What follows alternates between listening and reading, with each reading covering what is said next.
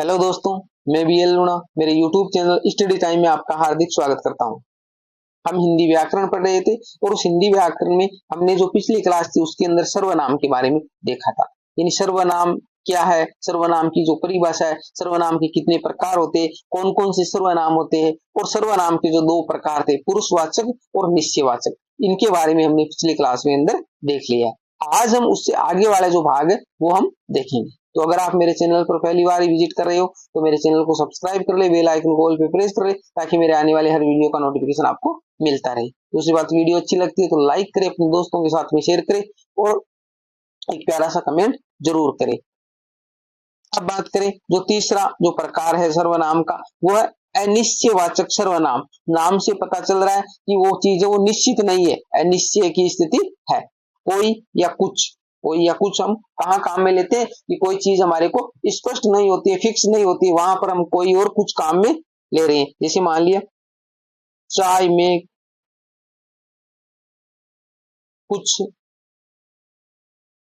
गिर गया, या लेकिन कोई आया है। अब देखिए चाय में कुछ गिर गया, अब कुछ गिरने का मतलब क्या है भाई? चाय में कुछ गिर गया, ऐसे जो वाक्य वो आएंगे तो कुछ का मतलब क्या हुआ, यानी फिक्स नहीं है। कुछ का मतलब हुआ कि उसके अंदर मच्छर गिर सकता है, मक्खी गिर सकती है, या कोई हो सकता है कोई कचरा गिर, यानी स्थिति वो साफ नहीं है भाई। गिरा तो है पर क्या गिरा है वो हमें फिक्स नहीं। तो चाय में कुछ गिर गया, या कहीं कोई आया है। जैसे मान लिया हम अंदर बैठे हुए हैं घर के और कोई दरवाजा खटखटाता है तो हमें लगता है कि कोई आया है। अब फिक्स नहीं है, आदमी आया है, औरत आई है, बच्चा आया है, या कोई जानवर भी हो सकता है। फिक्स नहीं है, कोई आया है भाई। दरवाजा जब खटखटाया है तो कोई तो आया है। ऐसी जब स्थितियां बने तो वहां पर अनिश्चयवाचक सर्वनाम का प्रयोग किया जाता है। जिस सर्वनाम से किसी ऐसे व्यक्ति या पदार्थ का बोध होता हो जिसके विषय में निश्चित सूचना नहीं मिलती, उसे अनिश्चयवाचक सर्वनाम कहते हैं। इन कहने का मतलब निश्चित सूचना नहीं मिलती है। कोई कोई किसके लिए आएगा? प्राणियों के लिए आएगा, कोई प्राणियों के लिए आएगा, और कुछ अप्राणियों के लिए या तुच्छ प्राणियों के लिए आएगा। यानी कोई, जैसे मैंने यहाँ पर लिखा कोई आया है, तो कोई आया है का मतलब है कि कोई सजीव पदार्थ है जो चलकर आया है भाई, कोई सजीव है। तो ये जो प्राणी है उनके लिए कोई काम में लाएगा।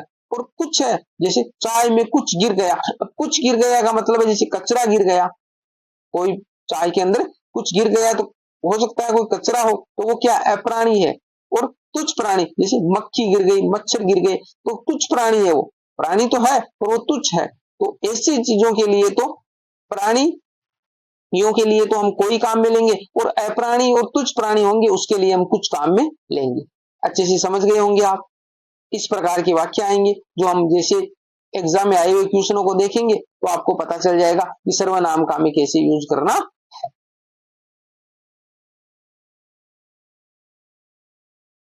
आगे हमारा जो 4 नंबर है वो प्रकार है पर्सनवाचक सर्वनाम। नाम से ही पता चल रहा है कि इससे पर्सन किया जाएगा।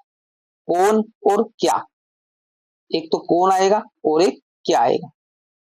जिस सर्वनाम का प्रयोग प्रश्न पूछने के लिए होता है उसे प्रश्नवाचक सर्वनाम कहते हैं। कौन प्राणियों के लिए, कौन प्राणियों के लिए आएगा, और क्या अप्राणियों के लिए आएगा, स्थान वस्तु के लिए आएगा आदि। जैसे मैं कहूं क्या ये किताब आपकी है, तो ये क्या है, क्या ये किताब आपकी है, तो हमने क्या है प्रश्न किया है, क्या ये किताब आपकी है। तो किताब क्या है, प्राणी है क्या अप्राणी है? अप्राणी है। दूसरा हम उदाहरण देखिए, वह, जैसे वह कौन जा रहा है, तो ये कौन आया, तो ये क्या है, वह कोई आदमी है, प्राणी है। तो प्राणी जब आएगा तब हम कौन का यूज करेंगे, और अप्राणियों के लिए, स्थानीय वस्तुओं के लिए हम क्या का यूज करेंगे। ठीक है, आगे देखिए 5 नंबर जो प्रकार है वो देखिए संबंधवाचक सर्वनाम। संबंधवाचक सर्वनाम, इसके अंदर जो और सो आएगा, जो और सो। देखिए संबंधवाचक से नाम से ही पता चल रहा है कि आपस में संबंध होगा, दो चीजों के बीच में आपस में संबंध होगा।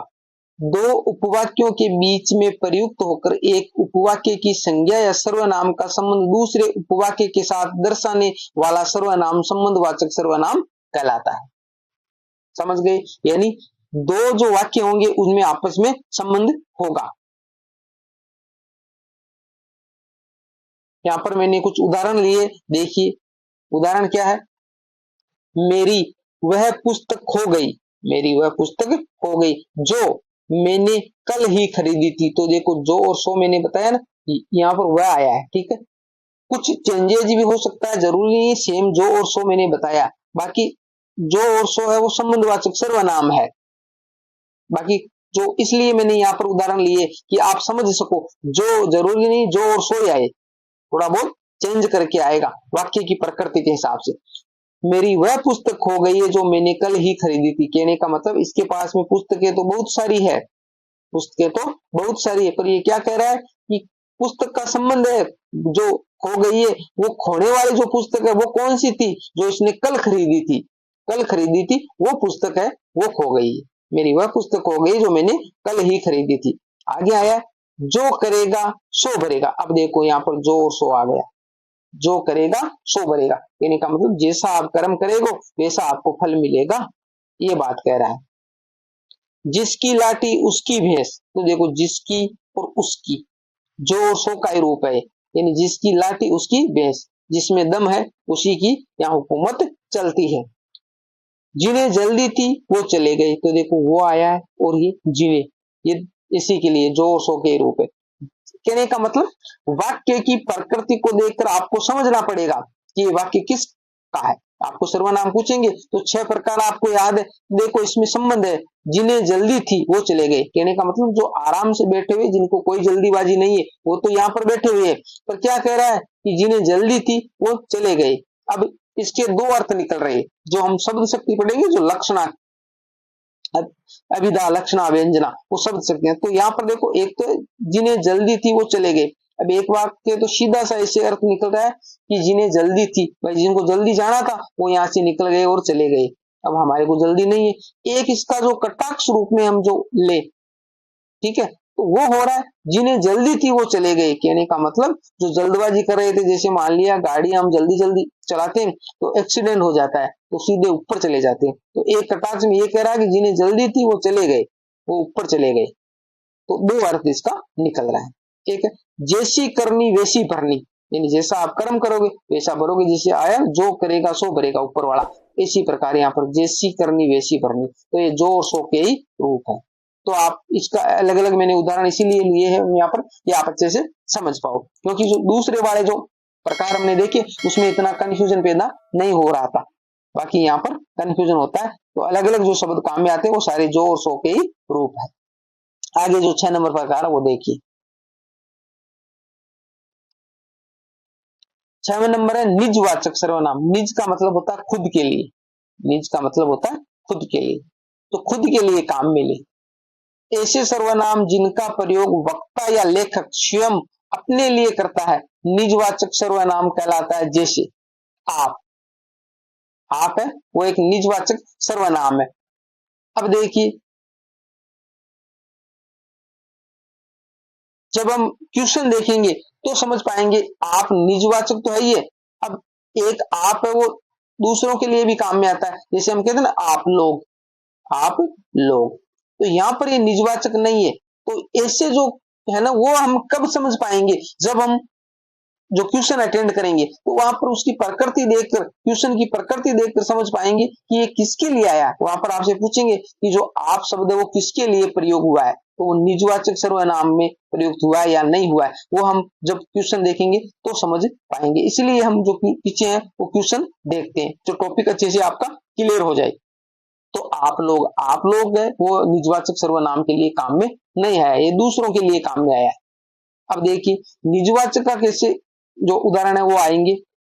बच्चा अपने आप पढ़ लेगा, जो अपने आप नहीं है ये निजवाचक है, यानी बच्चे के लिए है बच्चा अपने आप पढ़ लेगा, यानी इसको किसी को पढ़ाने की जरूरत नहीं है।